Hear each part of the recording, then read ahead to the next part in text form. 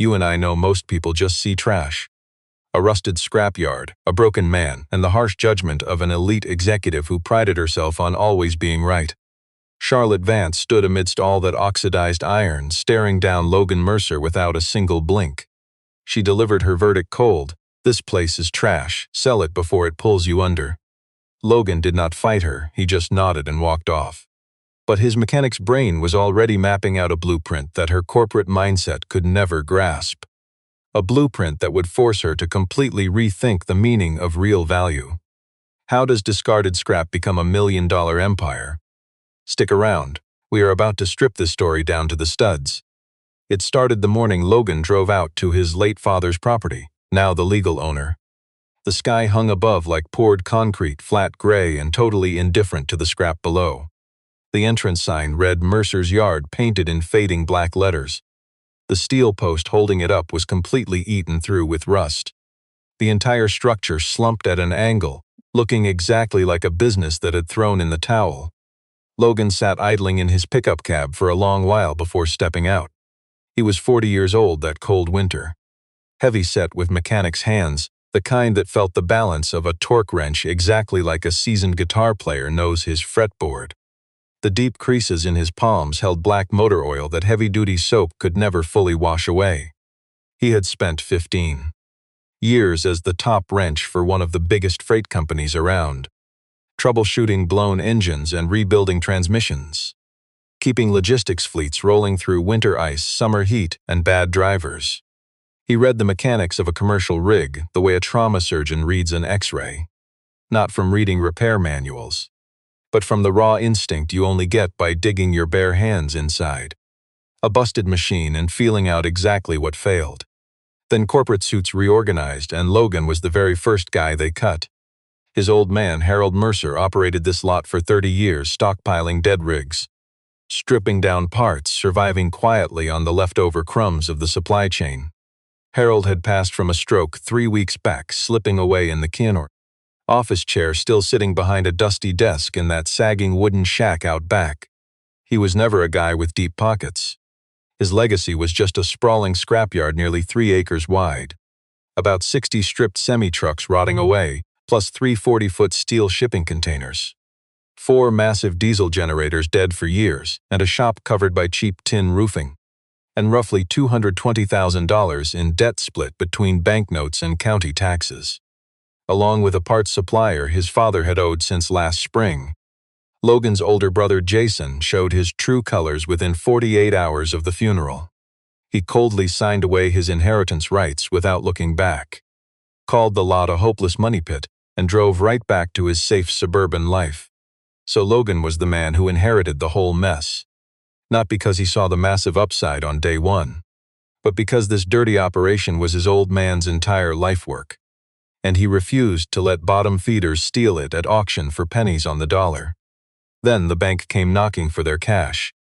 Most people see garbage, but we look closer. Logan had 90 days to prove cash flow before foreclosure. He had just under $3,000 in his account. His young son, Caleb, was 20, living back home after dropping out of his second year of college right in the middle of the semester. On that gray morning, the kid stood at the property edge, staring blindly out at rows of scrapped trucks, rusted shipping containers, weeds pushing right through the cracked asphalt. He quietly asked, "You sure about this, Dad?" Logan did not answer him right away. Instead, he walked toward the fence, spotting an old pipe wrench, lying half buried in the gravel dirt.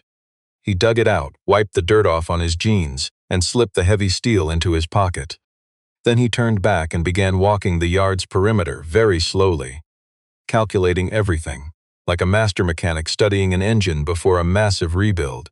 He never answered his son's nervous question out loud. The true answer was in the way he moved. 9 days later, Charlotte Vance rolled up in a black SUV that was way too clean for an industrial salvage yard. A second car trailed behind her, packed with 2 corporate team members. Charlotte was 38, with the posture of someone who absolutely knew that how you stride into a room dictates how much of the negotiation you control before a single word is spoken. She grew Vance Freight and Development from a tiny regional logistics brokerage into the biggest freight and commercial real estate empire around, in just 8 years. Not by using charm, although she certainly had plenty available, but through a brutal, relentless precision that always left everyone else in the room feeling slow. People respected Charlotte Vance simply because she was rarely wrong. The prime dirt under Mercer's salvage operation was exactly why she had come. The property perfectly bordered Interstate 40 at A. Junction her development crew flagged 2 years ago as the ultimate spot for a massive freight terminal. Heavy traffic, completely underserved. Trapped between two commercial supply chains expanding way faster than local infrastructure could handle. She originally sent a real estate broker to make offers. Logan politely turned them down, so Charlotte came herself. She marched into the scrapyard wearing a sharp gray suit and heels completely wrong for the terrain. And she found Logan exactly where you and I would expect a guy like him. Flat on his back under a 1999 Freightliner, pulling rare parts from the rusty undercarriage with a socket wrench. He heard her footsteps, finished his final tightening, and slid out from beneath the massive rig without rushing. He stood up, wiped the grease off, and studied her. Charlotte skipped the corporate small talk entirely. She dropped her offer, fair market value for the raw land and buildings, minus whatever heavy debt burden he was currently drowning in. A buyout price that would erase his immediate bank obligations and leave him with a tiny payout. Logan listened quietly without interrupting. When she finally finished, he just asked, "Why would I sell?" Charlotte scanned the yard, totally blind to what we see, looking like she was asked why water is wet. She scoffed, "Because you're standing in the middle of a junkyard, Mr. Mercer. Honestly, this has no future. Sell before the bank takes it. At least you'd walk away with something." She said it plain, zero malice. Honestly, that stung worse. Right before leaving, she dropped one final comment, making absolutely sure her corporate suits heard every word. "I have watched guys try to save dumps like this. They always crash harder than if they just walked away." She dropped her sleek business card right on the hood of a rusted-out truck and marched to her car. Logan picked up the card, studied it for a split second, and shoved it into his pocket. Then he just turned back to the torn-up Freightliner and resumed working. Gossip always travels fast in tight circles out in small towns built around truck stops, loading docks, and morning radio. Within 48 hours, 3 regulars who used to deal with his dad called Logan. They wanted to know if the rumors were true. Was he selling? Logan gave every single one the exact same answer: not yet. He never bothered explaining what that word yet meant. Stick with me here. He spent 3 days pacing every inch of that yard, carrying nothing but a tiny notebook. Scribbling down raw data, no hopes, no dreams, just facts. Hard measurements, mechanical specs, load math. These were the exact notes a guy takes when he stops dreaming and starts building a serious plan. You and I know the truth. Logan looked at that yard and didn't see Charlotte's worthless garbage. And the massive difference between. Those two viewpoints became the bridge from his current mess to true wealth. The CEO saw 3 acres of debt, rust, and massive risk. Logan spotted a goldmine logistics hub that nobody else had even noticed yet. The property sat dead on mile marker 41 along Interstate 40, 12 miles past the nearest truck stop, and 20 miles from the closest emergency repair shop. Hundreds of heavy commercial rigs blasted past those gates every day. Blown tires, shot brakes, dropped transmissions, and engines failing right out in the fast lane. Logan spent enough years hauling freight to know that the absolute priciest problem a trucking company faces is a dead rig stuck nowhere, with 0 repair options anywhere within a reasonable distance. This yard's remote location wasn't a curse.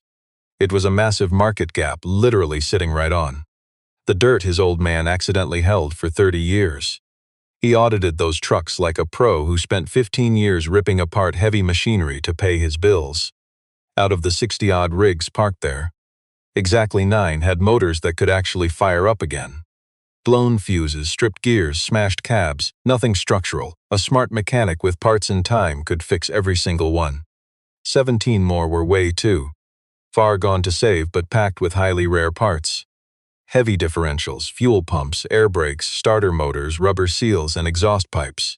He yanked random components straight out of those dead trucks and verified his hidden value theory instantly. 3 steel shipping containers sat grimy, One had a busted seal, but their metal bones were rock solid.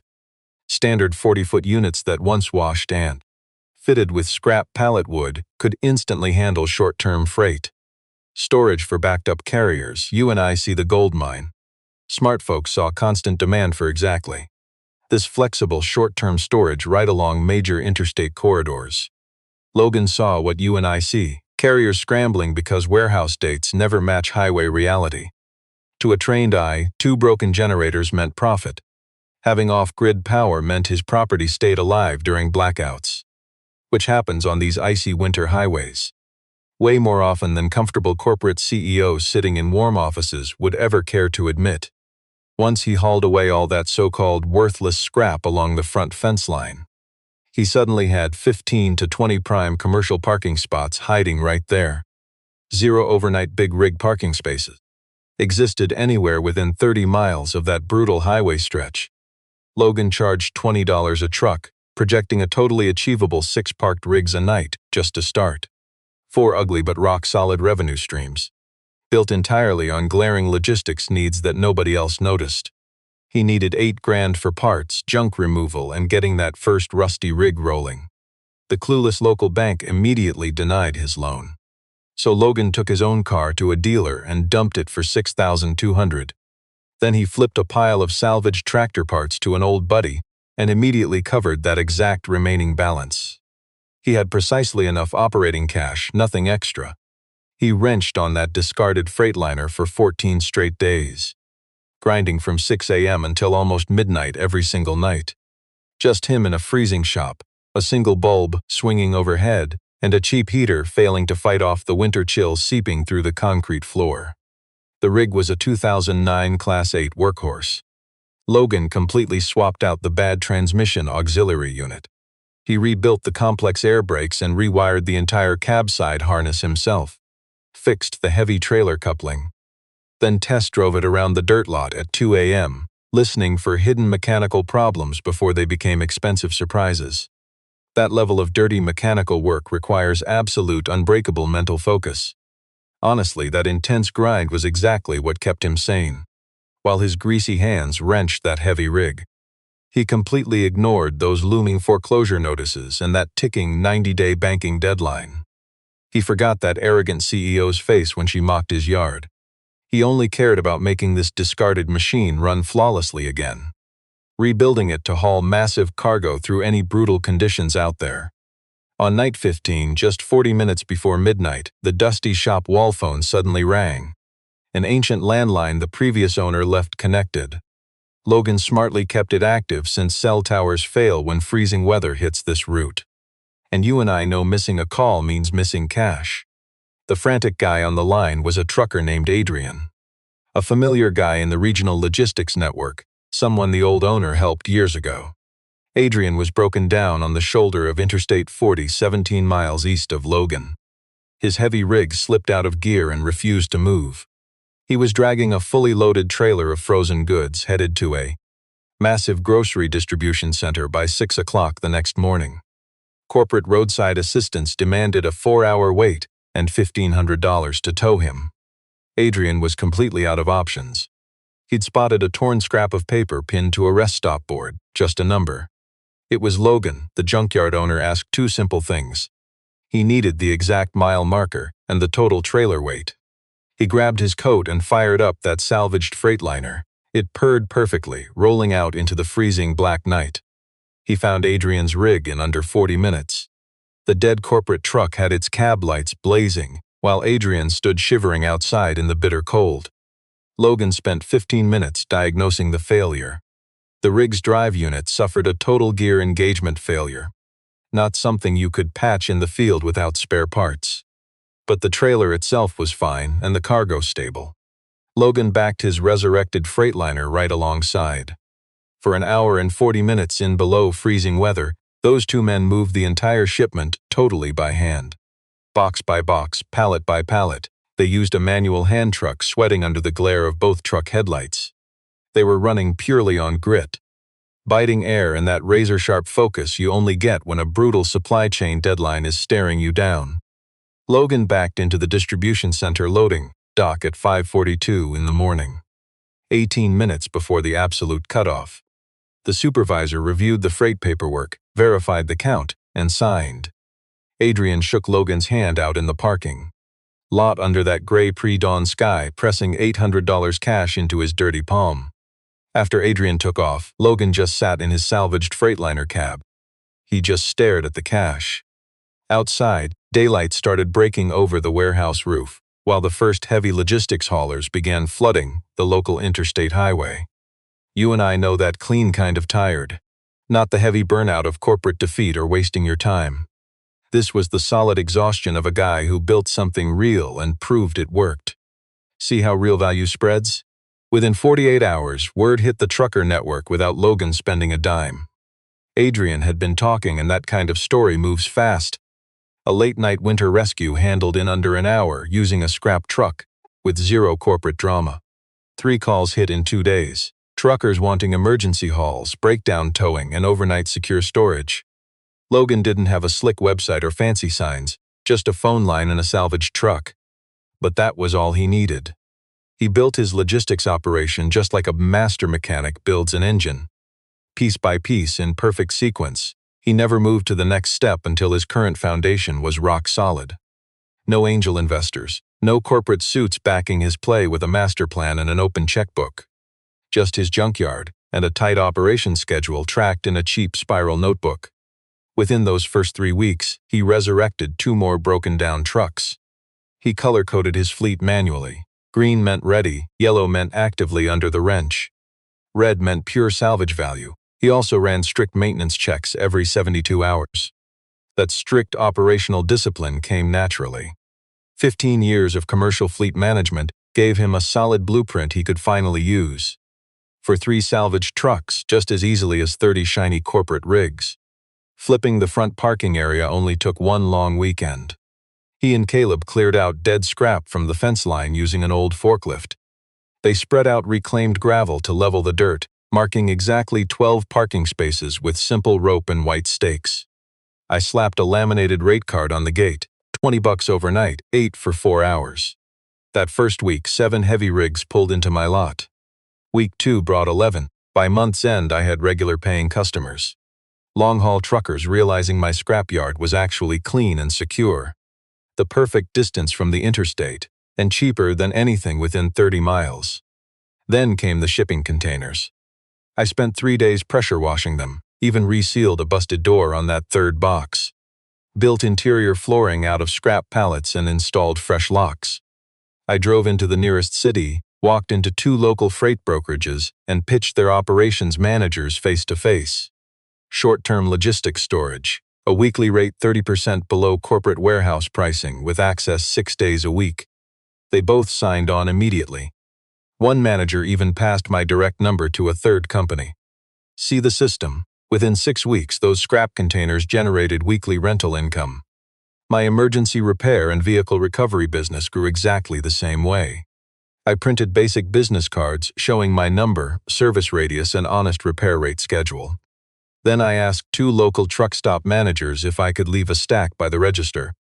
Both agreed. Soon the phone kept ringing 6 to 12 service calls a week by month 2.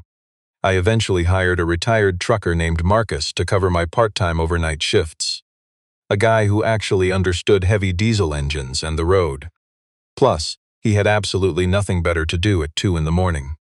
By the end of that 2nd month, I sat at the wooden desk inside my newly rebuilt office. I fixed the structural lean, swapped 4 wall panels, and finally crunched the numbers. You know the feeling. For the first time since inheriting this junk, my profits finally outgrew expenses. The junkyard wasn't bleeding cash anymore. It was actually breathing. I poured every single surplus dollar straight back into the yard's infrastructure, running entirely on black coffee and whatever scraps survived in the fridge, working with the quiet, ruthless intensity of a guy who understands the gap between surviving and collapsing is often just pure consistency. Showing up, maintaining the heavy equipment, picking up the phone when it rings at 3 in the morning. Caleb spent his first few weeks at the salvage yard like a guy stuck in a waiting room. Physically there, but totally checked out, just taking up space. He slept in whenever I didn't drag him out of bed.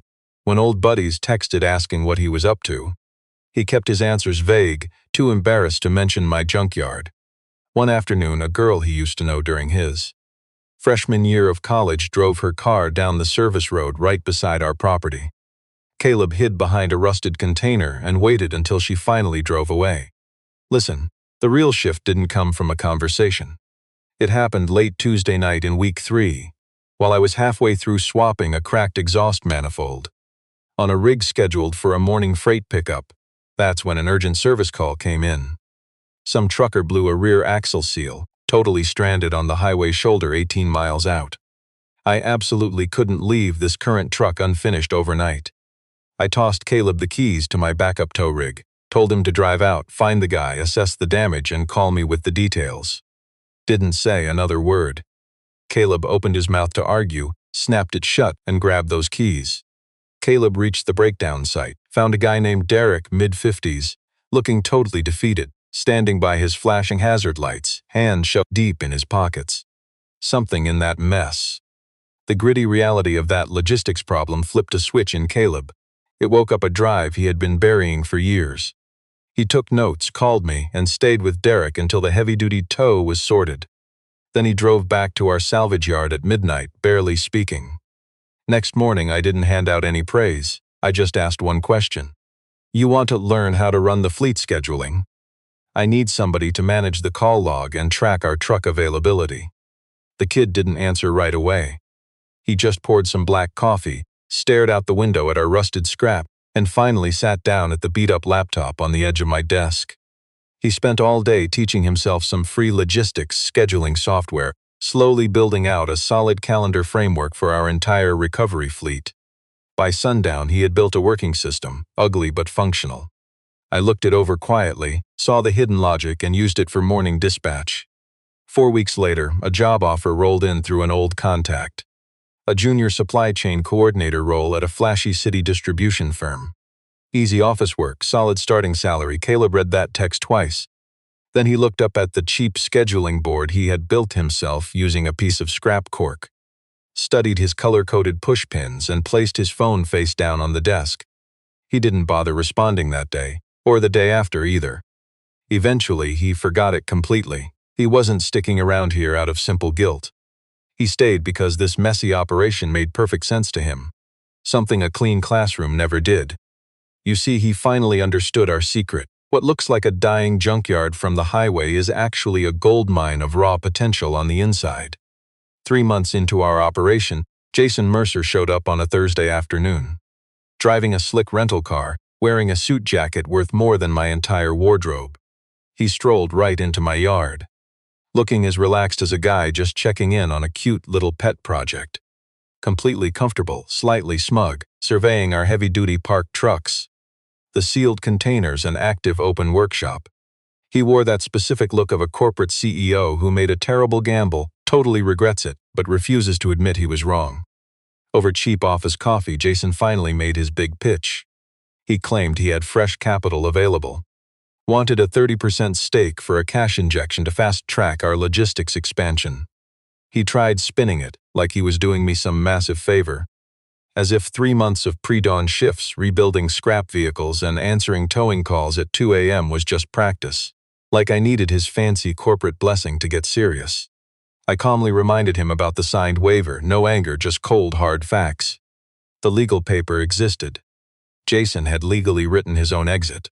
Stick with me. I don't run a charity that revises bad corporate choices after the fact. Jason walked out with a tight smile that never reached his eyes. 2 weeks later, our fleet drivers started calling, not for service, but whispering rumors. Someone was calling regional freight carriers, whispering that my yard was operating without valid commercial permits.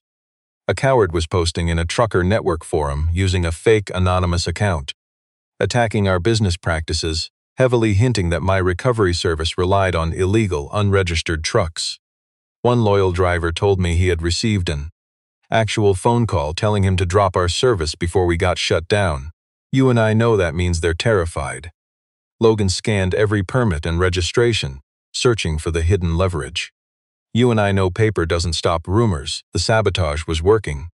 To most, a 1/3 drop in weekly service calls looks like total ruin. 2 container tenants called. threatening to pack up and jump ship. A loyal trucker who parked there nightly for 3 weeks just vanished completely. Caleb found the fake account. He'd been scanning driver forums since taking over scheduling. The trash talk had a highly revealing pattern. The phrasing, the exact cadence. Specific details perfectly matched that messy Thursday afternoon in the yard. It echoed their private office chat with way too much precision. He aligned the digital timestamps perfectly against Jason's recent hostile visit. Caleb handed the evidence to Logan, slapping it on the desk and stepping away quietly. Logan called Jason that night. A weak man yells, a smart man whispers. He weaponized the data. He recited the nasty posts, the forwarded driver texts, and the timelines so flawlessly that Jason had zero room to hide. He asked once if Jason did it. The coward denied everything. Logan let the dead air hang. The silence stretched so deep that Jason squirmed, letting out a nervous sound halfway between a fake laugh and a weak defense. Then Logan dropped the hammer. He had hard proof and sworn driver statements. If Jason sabotaged the Junkyard supply chain or its clients ever again, the lawyers would get absolutely every single file. Jason panicked and tried playing the family card, whining about fairness and what their dead father would have supposedly wanted. Logan cut him off cold. You signed the waiver, your choice. Don't try stealing back the very garbage you happily threw away. He just hung up. Now, watch this. Charlotte's corporate rep arrived that evening, hoping to bully a cheaper land deal. Lurking by the gate, he caught the icy end of Logan's warning drifting right out the open window. He returned to Charlotte with a stark report, one that held far more valuable intel than she requested. Most see a crisis. Logan saw leverage. He personally called every single carrier poisoned by Jason's fake rumors. Here are the operating permits. Here are my registration numbers. Here is the raw insurance data. Verify all of it yourself. Most clients returned immediately. Even better, 2 massive carriers called him up after hearing this bold display of transparency from trusted drivers. Jason's sabotage was meant to completely destroy the yard's failing reputation. Instead, it handed Logan free marketing to an industry that deeply respects a guy who calls them up personally and delivers the hard truth. Stick with me. Winter on Interstate 40 brings serious opportunity. By Wednesday afternoon, the National Weather Service dropped a brutal winter storm warning. Over 20 inches of snow projected in just 18 hours. High winds ripping visibility down to absolute zero by midnight. Freezing roads meant any wet surface would turn into black ice by 9 p.m. sharp. Scared corporate carriers immediately started pulling their rigs off the highway. But supply chains never sleep. The smartest drivers kept hauling despite the incoming deep freeze. Logan and Caleb spent Wednesday afternoon quietly preparing. I topped off the old generators, ran electrical checks. I made sure the salvaged heaters worked, stocking the office with coffee and rations. My boy Caleb hung a salvage status board by the dispatch desk. Tracking truck, service windows, capacity. By 9 p.m. the panic calls began rolling in. One trucker had a locked rear wheel on the ice, 8 miles east. Another rig sat frozen 12 miles west, fuel lines gelled from the sudden temperature crash.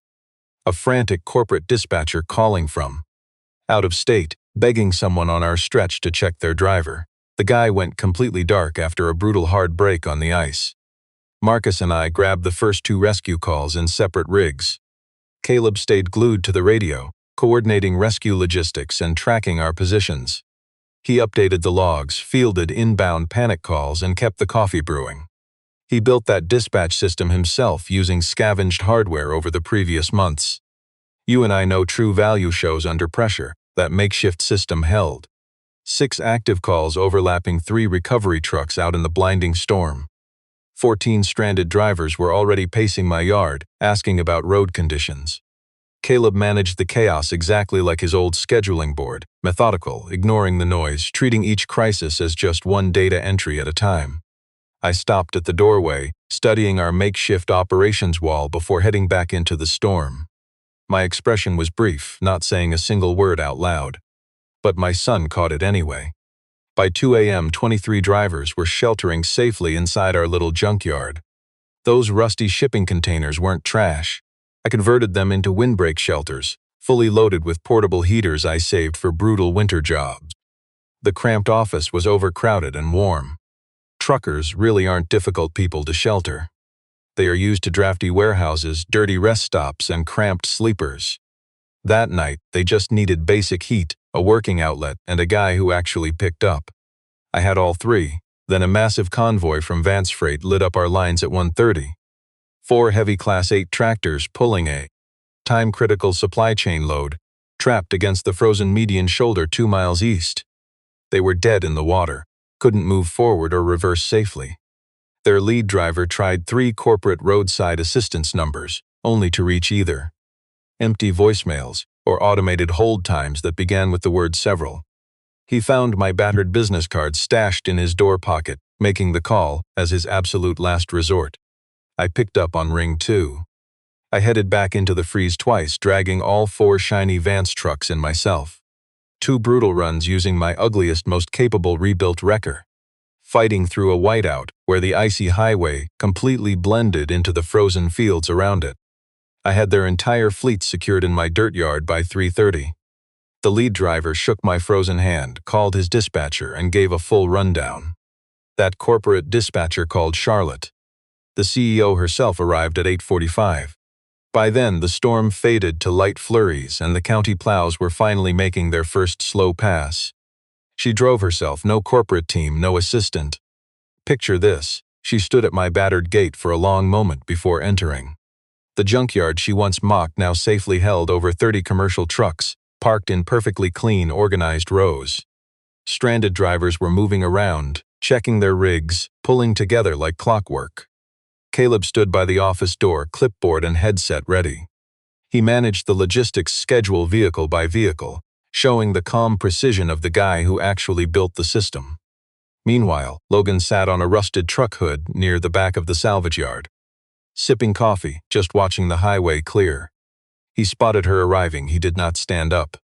Charlotte marched across the property, past rows of salvage trucks, past workshop shipping containers and diesel generators humming steadily in the bitter cold.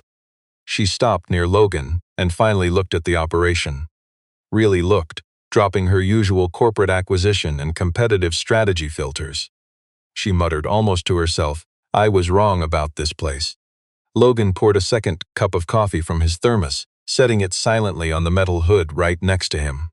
She could take the offer or leave it. She picked it up. 2 weeks post-storm, a formal meeting invite arrived from Vance Freight and Development. Printed on heavy paper, inside an envelope that screamed corporate wealth and seriousness. Logan drove to the logistics headquarters in his work clothes, arriving exactly on time, and sat across from Charlotte at a massive conference table that cost more than his entire first-year revenue projections. Charlotte came prepared. A bound business proposal sat right in the middle. She opened the folder and walked him through the terms. Total buyout of the property, land, structures, and equipment at $1.2 million. She stated it clearly, admitting upfront this buyout figure was a massive jump from her original insulting offer, and that this revision reflected the undeniable strategic supply chain value of the location, which she finally admitted she had completely undervalued. She said, "This is a very fair price. I want you to consider it seriously." Logan took the packet. "Now watch this." He read every single page without a single question, his face a complete stone wall. Once finished, he simply closed the folder and slid it right back across the table. He said, "After debt, I walk away with roughly $800,000. That's one event. Right now, my 4 revenue streams clear that same number in 3 years, and then it just keeps printing cash. Selling trades a cash-flowing asset for one single payout. That is just bad business." He said it with zero apology and zero anger, just cold, hard mathematics. Charlotte sat in complete silence. Then she asked, "What exactly do you want?" For a powerful CEO, that was a rare question to ask. Logan reached inside his work jacket, pulling out a folded piece of notebook paper, placing it on the table. He smoothed it out flat, completely handwritten. No fancy corporate formatting, just raw terms he'd hammered out over 2 weeks, written in his own straightforward words. He laid out his vision. Vance Freight redirects all emergency road service and short-term freight storage to his yard, making him their exclusive primary provider. Logan builds out the operational infrastructure to handle that massive volume. Profits split 60% to Logan, 40% to Vance. No land sales, zero equity given up, and absolutely no operational control for Charlotte. She becomes a passive revenue partner. He keeps running his empire. Charlotte picked up the scrap paper, read it twice, set it back down. You and I know she could have pushed back right here, fighting to negotiate that profit split. She slipped in a buyout clause, adding a governance trick to keep Vance's leverage intact. She had played this exact game in boardrooms just like this over and over again. Let's look closer. She stared at that handwritten scrap, remembering the guy who took a dead, rusted junkyard and forged the only working service hub across 40 miles of interstate highway right through the decade's nastiest storm. Zero capital, no rich friends, no corporate team, just raw preparation. Pure grit and the rare genius of knowing exactly how machines actually run in the mud, not just on some corporate spreadsheet. She surrendered. I'll have legal draft the formal agreement based on these terms. Grabbing a pen off the table, she signed the bottom of that handwritten scrap. Not a final contract, but a letter of intent, proof that the corporate giant was playing by the junkyard's rules. Pausing before she signed, she looked up. I told you this place had no future. Logan just replied, you only saw what it looked like from the outside. That's a very different thing. They shook hands across the desk, firm, clean, zero fake sentiment. Two heavyweights who finally saw each other's true value, locking in terms that worked. Logan left the polished Vance corporate offices, heading straight back to his gritty yard. He kept that signed page in his pocket and got back to work. 8 months flew by. He paved the scrapyard, just not completely. But the service roads, the main parking area, and that massive workshop apron. All poured with heavy commercial asphalt, marked up with sharp painted lines and arrows. Caleb personally measured out and stenciled during a grueling weekend in September. A real corporate sign anchored the gate, Mercer Logistics and Recovery Hub. Crisp white letters on dark green, shining under automatic floodlights the second the sun dropped. Those old storage containers expanded into 5 solid units, all linked up by a covered walkway, bold numbers painted on every door. The shop boasted a second bay and a serious hydraulic lift. Stick with me here. Caleb built a digital inventory database from scratch over a few quiet nights. Dispatch now ran on twin monitors, a live radio, and a massive board tracking trucks in real time. The launch wasn't some fancy gala. Logan never had time for corporate parties. Just a grinding Thursday morning at 9, maybe 40 people standing around.